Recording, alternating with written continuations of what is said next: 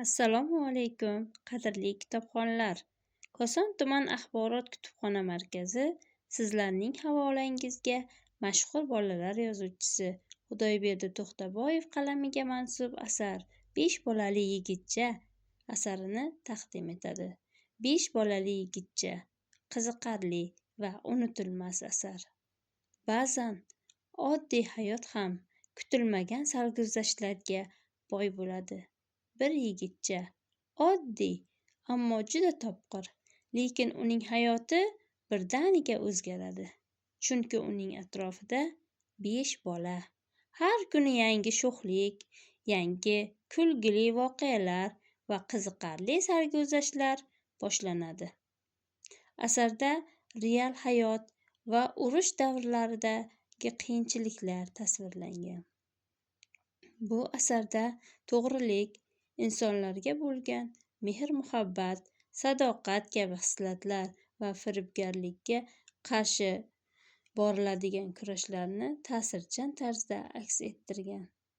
Asar qahramoni Orifjonning Ikkinchi jahon urushi davrida boshdan kechirgan qiyinchiliklarni ifodalaydi.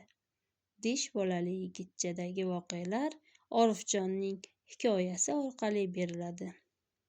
Romanning asosida Orifjon, ukalari, do'stlarining hayoti turadi. Orifjon bo'lsa, hamisha to'g'ri yo'ldan yuravermaydi.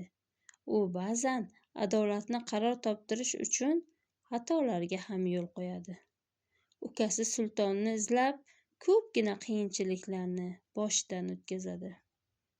Asar yakunida qahramonlar boshidan kechirgan voqealar orqali hayotning muhim saboqlarini anglaydilar. Yigitcha va bolalar o'zaro yordam va hamjihatlik orqali qiyinchiliklarni yengish mumkinligini tushunib yetadilar.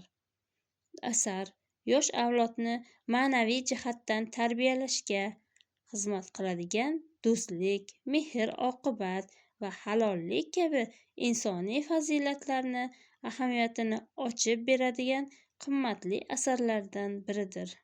Aziz kitobxonlar, sizlarga ham Xudoyberdi To'xtaboyevning 5 bolali yigitcha asarini o'qishingizni tavsiya qilaman.